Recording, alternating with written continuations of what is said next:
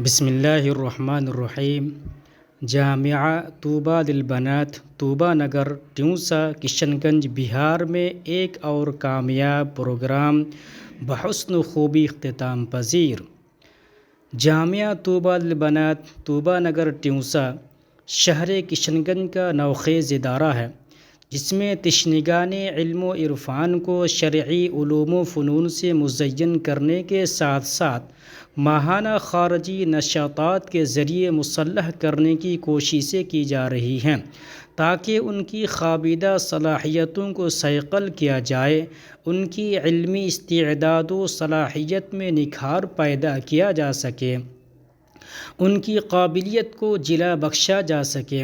ان میں مافی ضمیر کو ادا کرنے کا بہتر اسلوب قائم کیا جائے۔ اسی مقصد کے پیش نظر مورخہ 3 نومبر 2025 عیسوی کو مسابقہ قرأت و حمد و نعت پر مشتمل ایک شاندار پروگرام منعقد ہوا تھا، جس میں نمایاں کامیابی حاصل کرنے والی طالبات کو انعامات سے نوازنے کے لیے آج بتاریخ 1 جنوری 2026 عیسوی بروز جمعرات ایک اہم اجلاس تقسیم انعامات برائے مسابقہ قرأت و حمد و نعت نہایت ہی تزک و احتشام کے ساتھ منعقد ہوا۔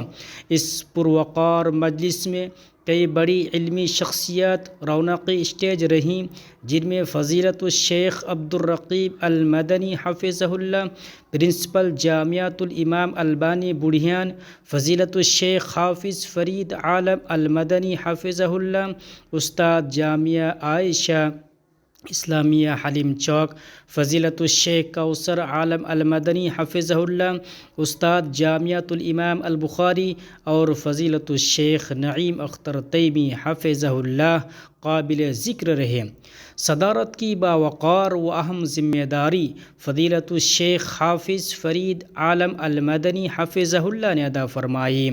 بعد ازاں فرزانہ بنت ضیاء الحق کی خوبصورت و خوش الحان تلاوت قرآن مجید سے مجلس کا آغاز کیا گیا، جبکہ طالبہ سبیرہ بنت محمد آزاد نے مترنم آواز میں نبی صلی اللہ علیہ وسلم کی شان عقیدت میں گلہائے عقیدت پیش کیا۔ پھر اس کے بعد ناظم پروگرام راقم السطور نے طالبات کی نشاطات میں سے 3 نموذجی تقاریر اردو، عربی، ہندی پیش کی۔ پھر اس کے بعد راقم السطور نے استقبالیہ کلمات پیش کیا، مہمانوں کو اہلاً و سہلاً و مرحباً کہا، ان کا پرجوش استقبال کیا، ان کی تشریف آوری پر مسرت و شادمانی کا اظہار کیا، اور پھر چیئرمین جامعہ ہاذا فضیلت الشیخ جلال الدین المدنی حفظہ اللہ نے گلدستہ اور شال پوشی کے ذریعے تمام مہمانوں کا پرتپاک استقبال کیا۔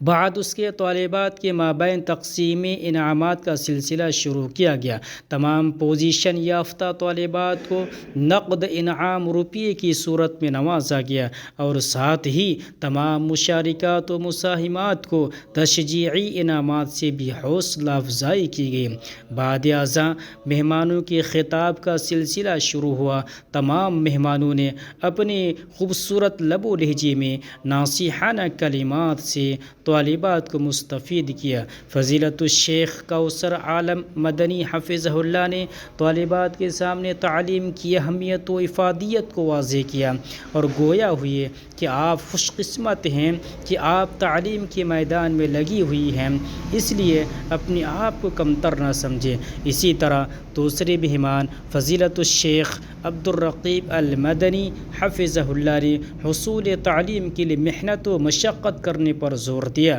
اور ساتھ ہی امور خانہ داری سیکھنے کی تلقین کی، اور اپنی صحت و تندرستی کا خاص خیال رکھنے کی ہدایت بھی کی۔